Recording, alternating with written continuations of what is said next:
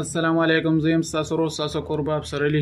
امید کوم چې تاسو به روز جوړ یې. په الیکټریک اینډ بزنس 24 چینل کې تاسو ته په هرکلی او هرکلی وایو. انشاءالله په نننۍ ویډیو کې مونږ د روم هیټر یعنی کمره کې چې کوم هیټر استعمالیږي د ګرمایش لپاره د هغې باره کې انفارمیشن شیر کوو. څنګه چې تاسو ټولو ملګرو ته معلومه چې د یخنۍ موسم شروع شوی دی، ډېر ملګري بیا د کمرې د ګرمولو لپاره د هیټر استعمال کوي. نو دا ویډیو د هغې دپاره نو راځئ چې وګورو. دا موږ سره یو چاینا هیټر دی.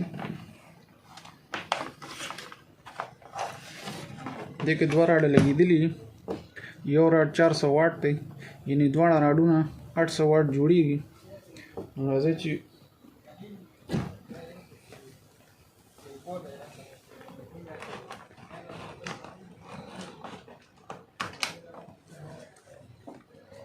تاسو په دې کې یو راډ هم استعمالولی شئ او دوه راډونه هم استعمالولی شئ. دا دواړه راډونه 800 واټ جوړېږي او که تاسو وایئ چې موږ سنګل راډ استعمالوو نو دا بیا 400 واټه خرچه کوي. نو دې نه بعد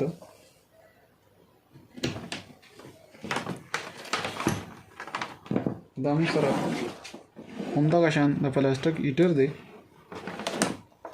پلاستیک باډي ده، چاینا هیټر دی.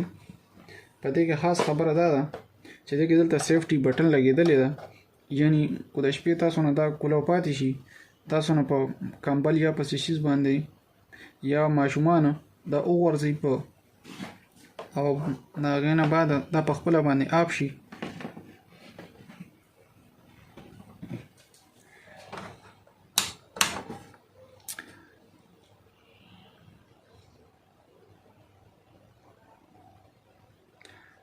تاسو کتی شئ دا دواړه راډونه ولګېدو.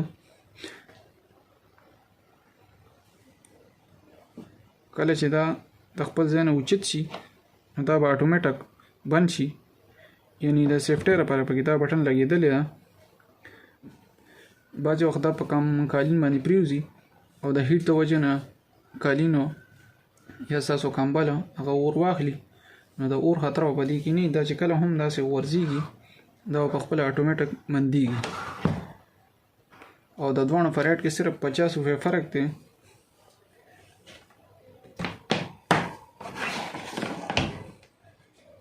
بیا دا یو روم هیټر دی، دا 1000 واټ دی.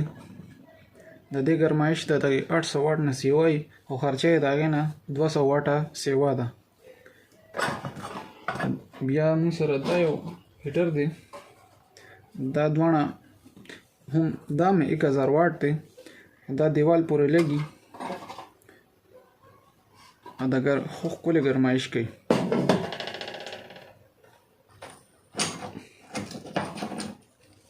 دا موږ سره د چاینا هیټر راډونه دي. دا دې کې کله چې دا خراب شي نو دا پکې په اسانه باندې تاسو په خپله هم چینج کولی شئ. دا پکې چینج کېږي. په چاینا هیټر کې دا راډ لګي او په دې هیټر کې دا راډ لګي. دا هر ځای کې تاسو ته میلاویدی شي. دا پکې تاسو په خپله هم چینج کولی شئ.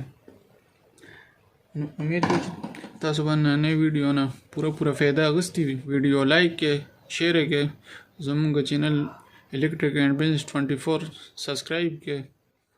د الله په امان.